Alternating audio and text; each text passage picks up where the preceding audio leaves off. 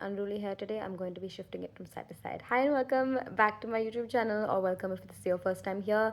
My name is Samita, and today we're going to be talking about characteristics of manifestors in human design. For those of you who don't know human design, it's kind of like astrology on steroids, but astrology is more about karmic cycles, and human design is more about individual energy cycles. So let's get into it. So of course I'm going to choose doing a video on manifestors first because I feel like I'm the most familiar, being a manifestor myself. I'm a 4-6 profile manifestor with emotional authority. So the different authorities in human design, there's ego authority, there's emotional authority, there's sacral authority. That's like going way deep into human design. But I'll just tell you about human design manifestors for today and the characteristics to look out for in human design manifestors. So let's go. So for those of you who don't know, manifestors are quite a minority. Reflectors are even more rare. 75% of or 70% of the population comprises of generators and manifesting generators. I'll make another video on the difference between manifesting generators and generators because there are key differences. And 20% of the world's population comprises of projectors, 9% manifestors, and 1% reflectors. Reflectors are the rarest type, and manifestors are the most misunderstood type. So, first of all, manifestors are like the black sheep. They never quite fit into the system. Wherever they go, they struggle to belong, and not in like a I belong to you in a spiritual heart, love, connection kind of way, because as someone who's very spiritual, I do feel like that concept of Sangha Chadwam, or like belonging, is ingrained into my head, where I'm like, I belong to other human beings. My love is their love, my blood is their blood. Energy is interconnected, all of that fine. But I'm talking about belonging in terms of societal structures and systems, communities. We struggle to belong and blend in with the crowd, or follow the trends, or just generally be one of the many. We're naturally here to disrupt the status quo, and we don't even try to do that. It's not like we're like, oh, I'm going to step in and disrupt hierarchy and the status quo over here. We exist and it happens. There's something about our energy that challenges hierarchy. So societal structures, be it high school cliques or organizations, or wherever we go, we tend to unsettle people because we threaten the structure itself. So that is something that brings a lot of feeling of not fitting in, feeling like being a misfit. That's a huge manifesto coded experience, feeling like we don't belong and feeling like we're misfits, or we're outcasts, so whatever you call it. Right? And early on, if you're not aware of that and why that's happening, that can create a lot of rejection wounds. Manifestors deal with a lot of rejection as a result of this, being unable to fit in with their energy and being unable to blend in with the structure, societal structure. Once you know about this, it makes a lot of sense. It's like, I can see how I can work with this in my life, as opposed to letting it make me feel bad or rejected. It's so funny because our energy does the rejecting. We reject structures, we reject, like, it's not like we're trying to, right? We're not like, oh, this is not for me, I'm better than this, or I'm beyond this, or like, I'll go where I belong. Because seriously, we struggle to belong everywhere. We're really, really the black sheep wherever we go energetically. As a 4-6 manifestor, it's so funny because despite that, I've built a lot of connections and networks, because that is the characteristics of the 4-6 profile, but that I'll deviate into another time. But we are the people who are doing the pushing away. Our aura is repelling, right? We're repelling the norm, we're repelling energies that do not get magnetized into our aura. We are the ones pushing away, and we are the ones feeling rejected. It's just so funny because without knowing, we are, repelling a lot of the times. We're repelling everything I just talked about: structure, people, status quo. We're repelling authority, we're repelling a lot of things.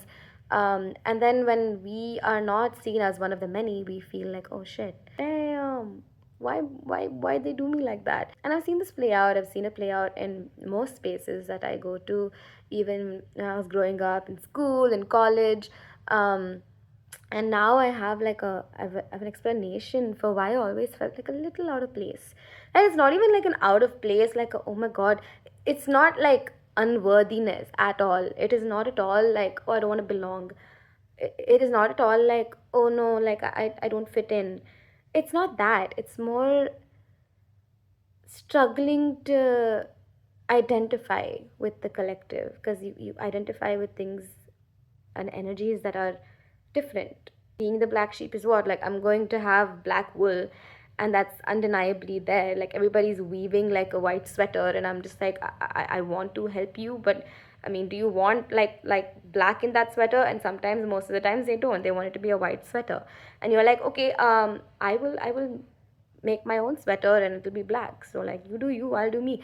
It's just that, it's just that we can feel that energetically we're different. And a lot of the times we do feel rejected, but it doesn't come from always having low self-esteem. It's not like that. But there is a feeling of like, man, I wish I belonged. I wish I also could be a part of something. That so it is, rejection is a huge manifestor wound. The next characteristic I want to talk about is we experience a lot of resistance. We automatically initiate. Manifestors are here to initiate, they are here to lead movements, they are here to start new things, start new projects.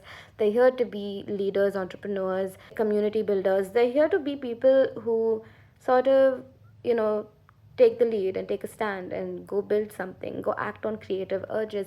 Manifestors have a lot of creative urges, so they are naturally authoritative. It's not like manifestors crown themselves and they're like, okay, I want authority, I want power. It's not that we're power hungry or we want authority. It's just that, what can I do except start a clothing line for clothes made with black wool instead of white wool, right? It's just like I have to be able to pave my way through the world that's built for and by generators, because generators are a majority. A lot of the things that our systems in the world are very generator centric, especially the concept of 9 to 5, constant hustle, constant output. Generators have a very, very consistent energy cycle, and they have more energy to give. They don't need that much rest as manifestors do. And by rest, I don't even mean like just generally sleeping or resting. By rest, I mean all systems shut down, recalibrating. You reboot your laptop, you reboot your like system, right? That's the kind of rest cycles that manifestors go through, and generators don't go through that. Generators are built for constant output. Generators are built to execute an idea and to keep executing, executing, executing. Manifestors are here to initiate ideas, set something in motion, and then retreat and then disappear, right? And that rest cycle shows up in our day to day in the form of weeks, in the form of days, in sometimes hours, sometimes months. Some manifestors even talk about how they've been in rest cycles for 2 or 3 years, right? I've never experienced that. I would dread to experience that, because I do want to be all go go go. You do feel the pressure of needing to be go go go, because it is a go go go world, and everybody is talking about how time is ticking. Everybody is talking about, for me as an artist, it's very, oh, you're hitting your late 20s, you're supposed to have done certain things at a certain speed. And I'm just like, I mean, I know I can do it, but like, there is this resistance to that timeline as well. And also there is like a, but wait, like, I need things to blossom in their own time. I will come back to rest cycles in a bit, but another thing generators have is the ability to be inviting energetically. They have the ability to merge with people. They have the ability to be warm and welcoming, and their energy is easy to bond with, right? Manifestors, I mean, it's so funny because I used to think that I have a personality that's easy to get along with, and I used to get a lot of, I was intimidated by you, and that used to confuse me, because I'm like, what? Like, if and people would get to know me, and then it would be like, oh, she's a Pookie Bear, and I'm like, but doesn't that, isn't that what comes across, right? There will always be some resistance or some misinterpretation of me by people, usually in the form of like, you are haughty, or you thought, like, haughty as in HAUGHTY, or like, you thought that you were too cool, or there's just something about you that was intimidating, or I thought you were going to be a bitch, and um excuse my language, but and I would always be like, "What, really?" Like, because I'm not trying also to come off that way. But I guess manifestors have a repelling aura. We often repel people with our energy, and we also retreat a lot, and we take a lot of space, and we're very like, come and go, come and go. We're not consistent in how we show up in the day to day in our relationships, because of this cyclical need for retreat, rest, and disconnecting, right? I'm also very Shani coded, Saturn coded, so I tend to isolate a lot, not in an unhealthy way, but I need a lot of alone time to just recalibrate. And it's not like I'm wasting time or whiling away time. Rest cycles, I feel, are so crucial because they're so misunderstood. Because it's like, man, the world is moving forward and I don't have any choice but to rest. And sometimes, yeah, it does feel like that. Rest cycles do feel like, man, I want to be up and about, because we do constantly see like output, output, output in the world, and we want to also, be wired for that. But during my rest cycles is when a lot of spiritual intuitive downloads have happened. My rest cycles are the cycles that prepare me to have more intuition when I show up in the world or be present with another individual. It has given me the ability to hold space for other people. And it is during my rest cycle that I've had like the most profound self discoveries and moments of self connection and truly going inward. It's very spiritual for me, according to me. And there's a lot that happens on a deeper level during a rest cycle. It's not like nothing is happening. And spirituality also teaches you that nothingness is a gateway, or like space and like silence is the gateway to deeper awakening and deeper understanding. So I do feel like every time I come back from a rest cycle, I'm a new person, or like I have more to give, or I have renewed energy, or like I have more knowledge about something, a deeper self connection, so many things. Like I'm out of a rest cycle feeling great, and that's the best feeling. It's like almost kind of like, your period ended and you have energy after being battered down by PMS. It kind of feels like that, but a little more intense. Like a rest cycle is more intense than PMS. It's very, very intense because your entire system needs to like retreat. It needs to not follow the norm or follow the majority. Like if everybody, for example, is participating in some sort of event and hustling bustling for that event, and it's the event of the century, manifestors don't feel pressured to be, like, okay, I'm resting, I'm in my rest cycle, I'm not going to participate in said event, I'm not going to give it my energy. They kind of like cut off. Sometimes I even like don't receive information about things that I don't have the bandwidth for. I've noticed that, okay, like things are happening in the generator led world, and then I'm just like isolated in my own bubble, and I come back with a lot of like FOMO, or like, oh my god, that was great, like I wish I could have been a part of that. But then I would know that there is no way I could have been a part of that because my entire system wasn't even online. Like I wasn't even here, bro. Like I was gone. So yeah, it is frustrating, but also it's beautiful. It's weird. When we do show up, when we are in our creative urge cycle and our energy cycle, where we can be present and can hold space, and we've renewed our energy and come back, the intensity with which we do show up and do create and do initiate and all of that, it's like very intense. It's very magnetic, it's very intense, it's very like your presence is loud. It's so loud that you can't help but sometimes I try to step into rooms and not be seen on purpose, because I'm just like, I don't want the pressure today of being seen sometimes.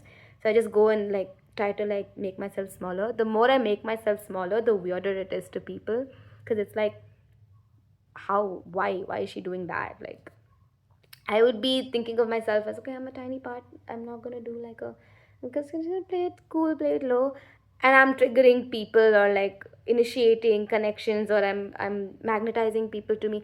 Just like how you repel people, you also magnetize people. I will talk about that. But yeah, it's like I don't even try and things start happening as much as someone would need to go out of their way to be a certain way, talk to people, do certain things. Sometimes I just exist, and I reject experiences or I magnetize experiences. I reject people or magnetize people. I don't want to say reject, let's say repel. Yeah, so and like most of the time I've noticed that people who are magnetized to me are people who have a certain capacity for like self reflection, self connection, independent of the external world, right? I don't easily attract people who are more tuned into the external world. I attract people who are more tuned into their inner world.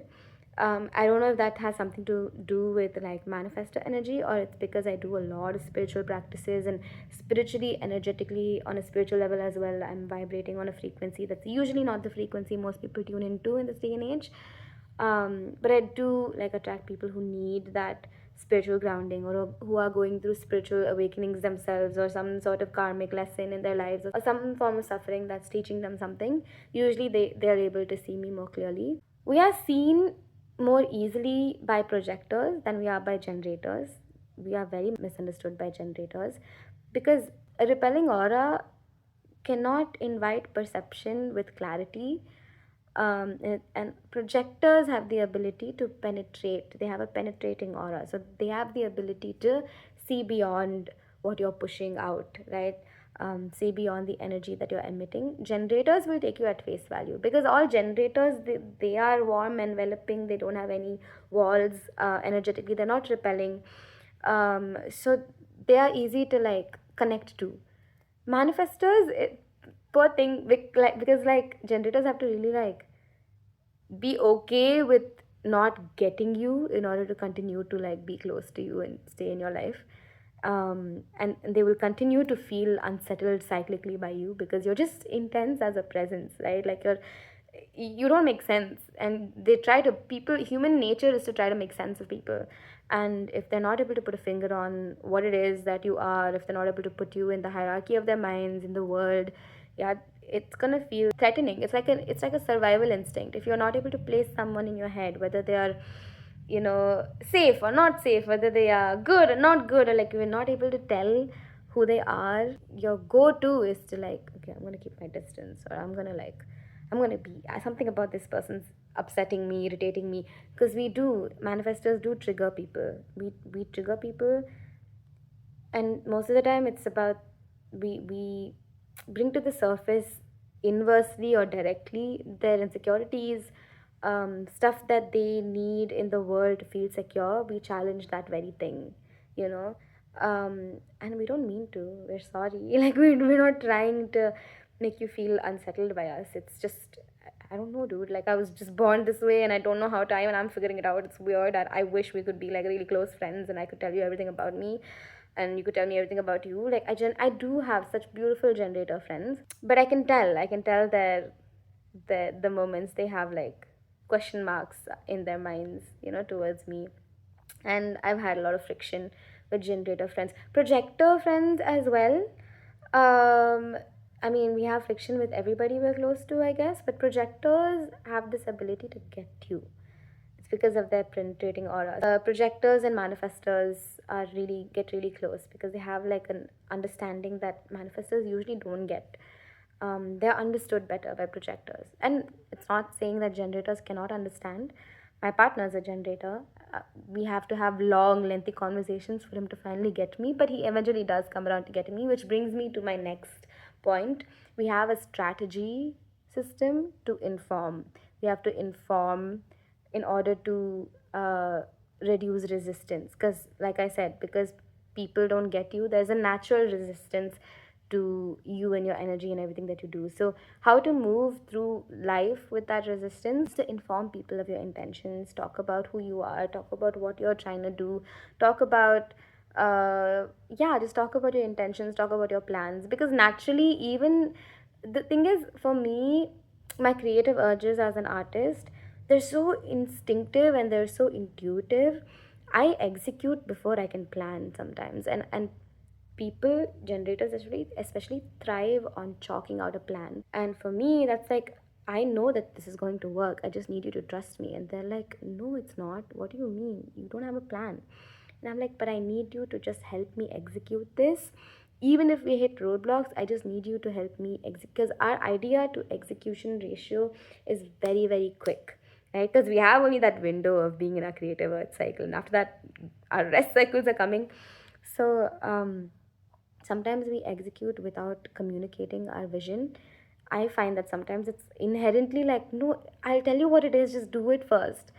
And people hate that. People want to know what's happening and give their 2 cents. And that's another thing. Manifestors, because we get so much resistance and we're such a hurry to execute something, we don't like resistance and we don't like being told what to do, because we're like, I get it, I respect everyone's opinion and everyone's input, but I need to be able to move in my idea freely, because it's like it's like there's a feeling, or there's like this fireworky thing in my brain, like, do it, let's do it, let's do it, let's do it.